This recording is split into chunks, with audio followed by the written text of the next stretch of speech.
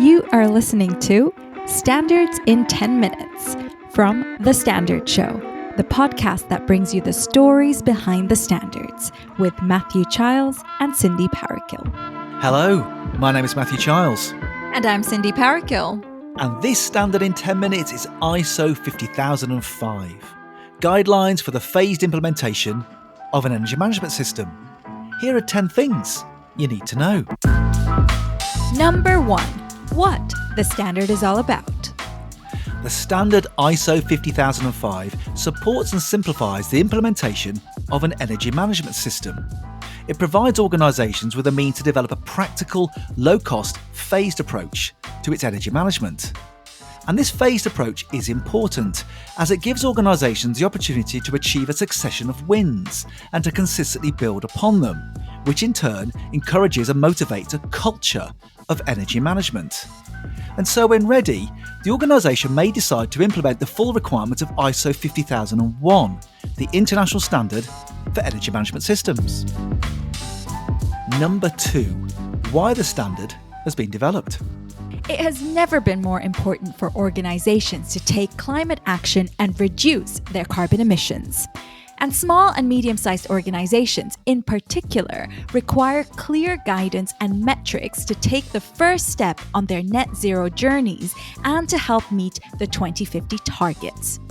Energy management standards like ISO 50005 help organizations to manage and control their energy usage and cut an organization's energy bills.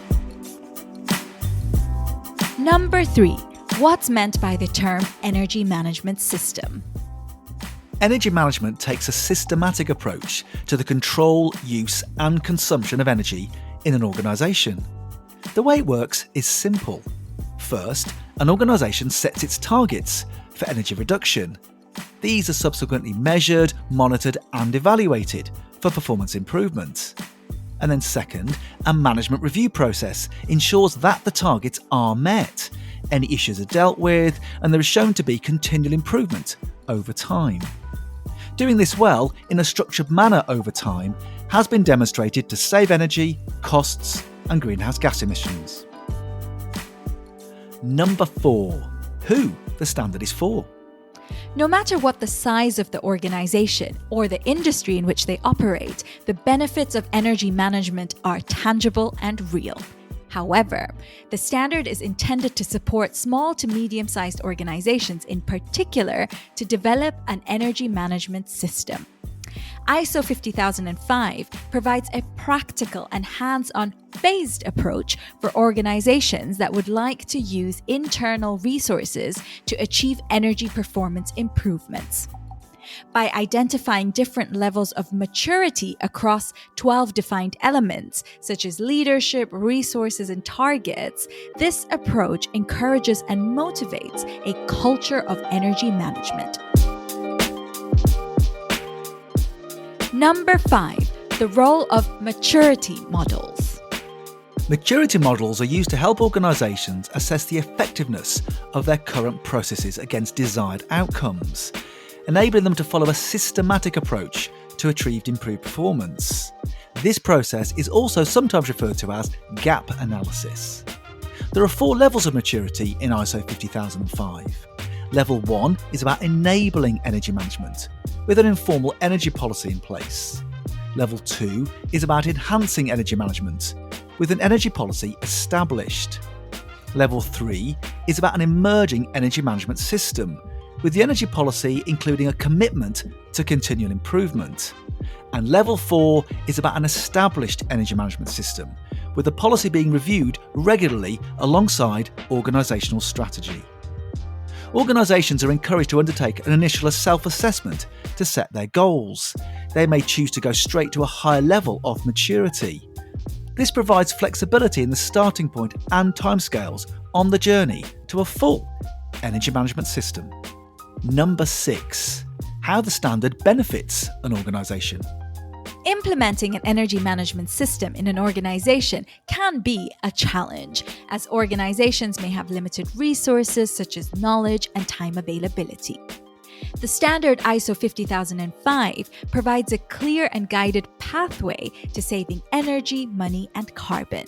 And so, this phased approach can bring a number of benefits. The ability for an organization to develop an energy management system at their own pace, to choose which elements to target and to what maturity level, providing quick wins by aligning to areas of greatest improvement and achieving financial savings, motivating employees and creating a positive energy management culture, and of course, creating solid foundations for implementing ISO 50001, including the option to gain certification to the standard. Number 7, the typical timelines. Because the standard allows organisations to set their own timescales, this varies with their initial situation and the goals and objectives that they set. Typically, a phased approach may take around 3 years to implement fully when all 12 elements have reached maturity level 4. Ultimately, the beauty of ISO 50005 is that it allows organisations to control the pace.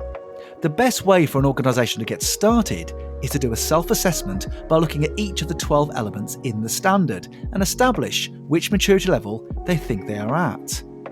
Once this has been done, they identify the resources needed and prioritise which of the key elements to focus on first. Some elements might be on a longer timescale for achievement to a higher maturity, but as the organisations start to see some quick wins and a change in culture, this will motivate further positive responses within the organisation. Number 8, the costs involved. To implement the standard, the costs involved need not be onerous. All that is required is a degree of management and employee time to identify, measure, and document the initial situation, including setting an energy policy and specific targets. As the implementation progresses, it may require dedicated staff or upgraded equipment for continual measurement, but costs should be more than balanced by savings through improved efficiency. To implement the standard at the highest maturity level, there will usually need to be some capital investment, but this too should produce long-term savings through lower energy bills and improved operational efficiency. Number 9, the type of standard it is. The standard ISO 50005 is a guide. As the term suggests, guides primarily contain information and guidance. They give less prescriptive advice, which reflects the current thinking and practice amongst experts in a particular subject. They may also include recommendations where appropriate, but these are generally of a nature that would not support reliable claims of compliance. This means it is not possible to be certified to ISO 50005. However, organisations may choose to use the work done under ISO 50005 as the basis of a formal ISO 50001 energy management system and gain certification under that standard. Number 10, the people involved in developing the standard.